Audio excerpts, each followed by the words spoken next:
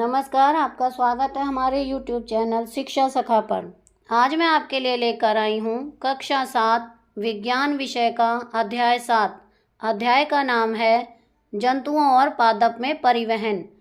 आज हम इस वीडियो में इस पाठ के प्रश्न अभ्यास, अति लघु उत्तरात्मक प्रश्न और बहुविकल्पीय प्रश्नोत्तर करेंगे। पिछली वीडियो में मैंने आपको पाठ 6 जीवों में श्वसन पाठ के प्रश्न अभ्यास, अति लघु उत्तरात्मक प्रश्न और बहुविकल्पीय प्रश्नोत्तर करवाए थे।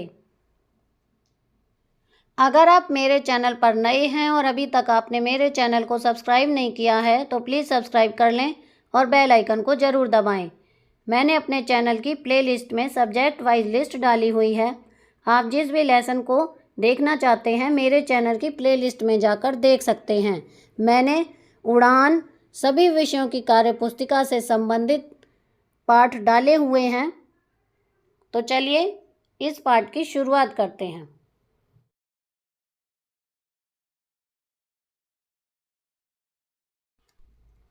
अब हम इस पाठ के प्रश्न अभ्यास करेंगे। पहला प्रश्न है, कॉलम ए में दी गई संरचनाओं का कॉलम बी में दिए गए प्रक्रमों से मिलान कीजिए।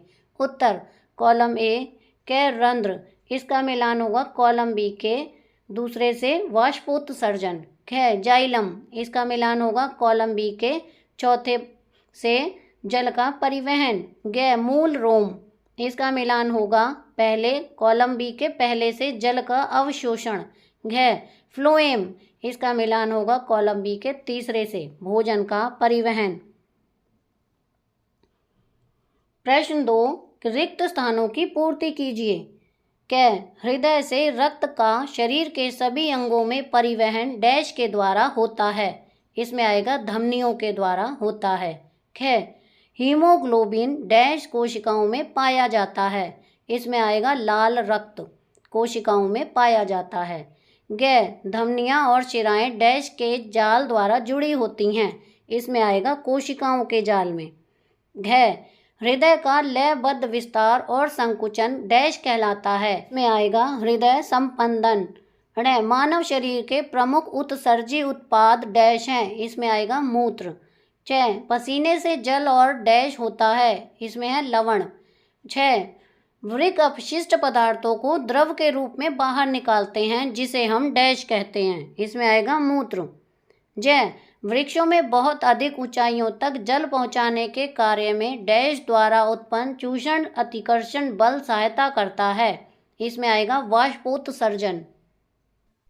प्रश्न 3, सही विकल्प का चयन करिए। क पादपों के जल का परिवहन होता है। 1 जाइलम के द्वारा, 2 फ्लोएम के द्वारा, 3 रंध्रों के द्वारा, 4 मूल रोमों के द्वारा।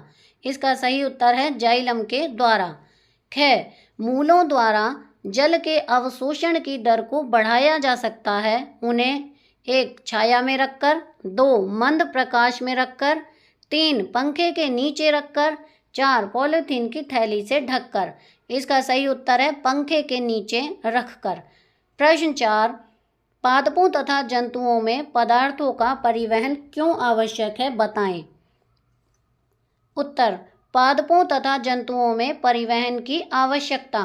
पादप और जंतु के शरीर के सभी भागों को ऊर्जा की आवश्यकता होती है। यह ऊर्जा भोजन से प्राप्त होती है। शरीर के सभी भागों तक जल, ऑक्सीजन और भोजन पहुंचना आवश्यक है और उत्पन्न अपशिष्ट पदार्थ को दूर करने की भी जरूरत है। प्रश्न 5, क्या होगा यदि रक्त में पट्टिकाणु नहीं होंगे।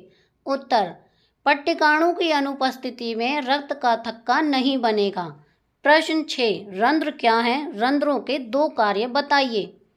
उत्तर, रंध्र पत्तों की निचली सतह पर पाए जाने वाले छोटे बारीक छिद्र रंध्र कहलाते हैं।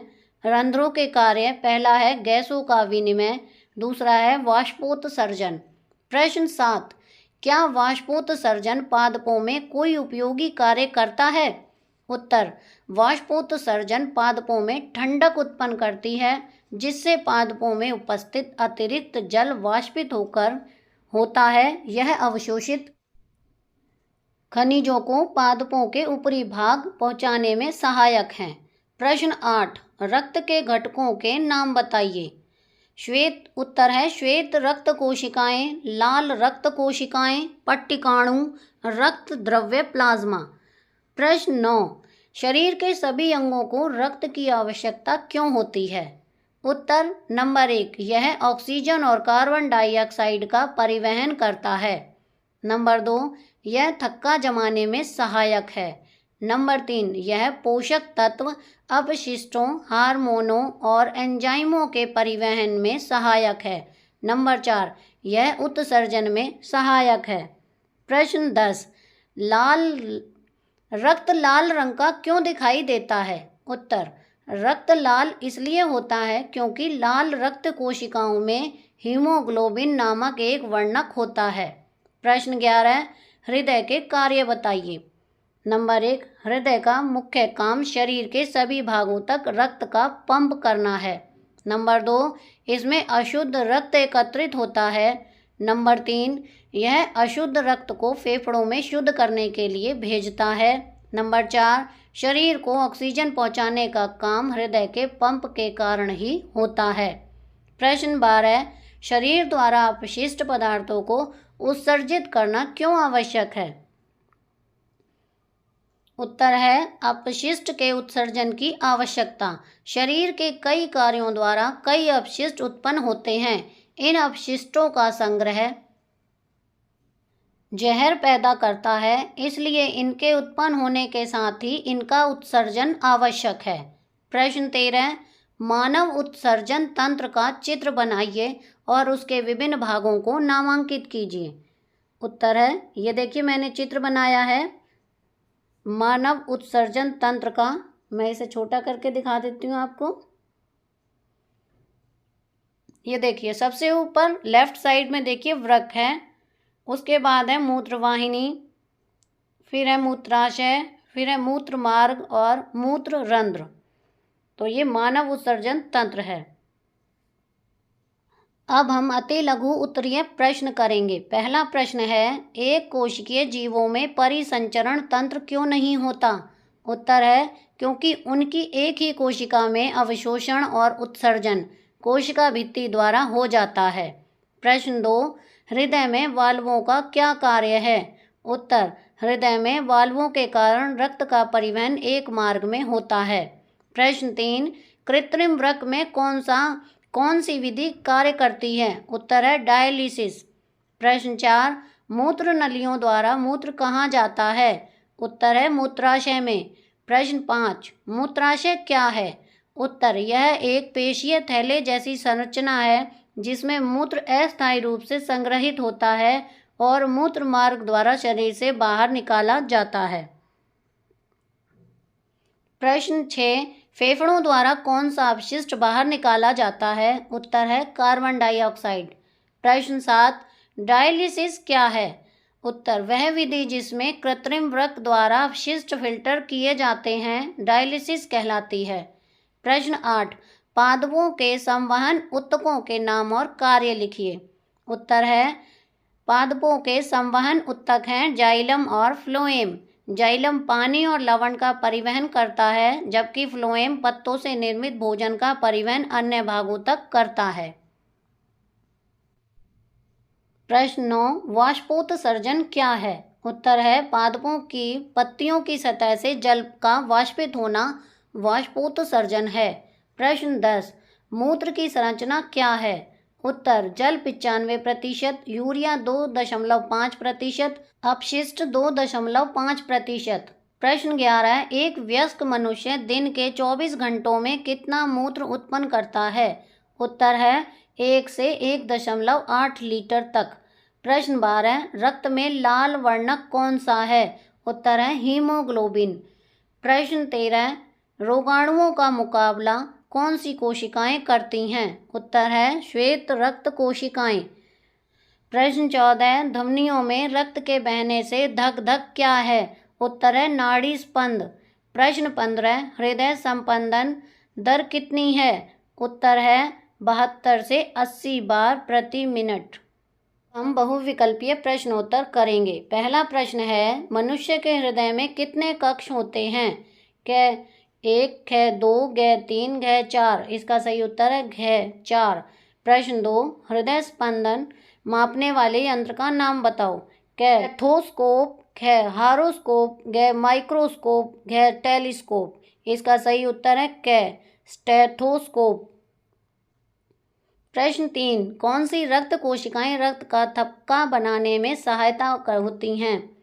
क लाल, ख श्वेत, ग पट्टिकाणु, घ इनमें से कोई नहीं। इसका सही उत्तर है ग पट्टिकाणु। प्रश्न 4, मनुष्य का उत्सर्जन अंग कौन सा है।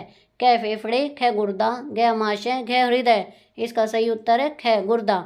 प्रश्न 5, शरीर में से अपशिष्ट पदार्थों के बाहर निकालने को डैश कहते हैं। क उत्सर्जन, ख बहिक्षेपण, घ श्वसन, घ परिवहन। इसका सही उत्तर है क उत्सर्जन। प्रश्न 6, रक्त के घटक कौन कौन से हैं। क लाल रक्त कोशिकाएं, ख श्वेत रक्त कोशिकाएं, घ पट्टिकाणु, घ उपरोक्त सभी। इसका सही उत्तर है घ उपरोक्त सभी। प्रश्न 7, हृदय स्पंदन की दर प्रति मिनट कितनी है। क 72 से 80 बार, ख 52 से 60 बार, घ 92 से 100 बार, घ 62 से 70 बार। इसका सही उत्तर है क 72 से 80 बार। प्रश्न 8, निम्न में से कौन सा उत्सर्जन तंत्र का अंग नहीं है। क वृक्क, ख फेफड़े, घ मूत्राशय, घ मूत्र मार्ग। इसका सही उत्तर है ख फेफड़े। तो यहाँ पर हमारा पाठ 7 का अभ्यास का कार्य पूरा हो गया है। अगली वीडियो में मैं आपको पाठ 8 पादपों में जनन पाठ के प्रश्नाभ्यास, अति लघु उत्तरात्मक प्रश्न और बहुविकल्पीय प्रश्नोत्तर करवाऊंगी। आपको मेरी ये वीडियो कैसी लगी मुझे कमेंट करके ज़रूर बताएं। प्लीज़ मेरे चैनल को लाइक करें, शेयर करें और सब्सक्राइब करना ना भूलें। Thank you.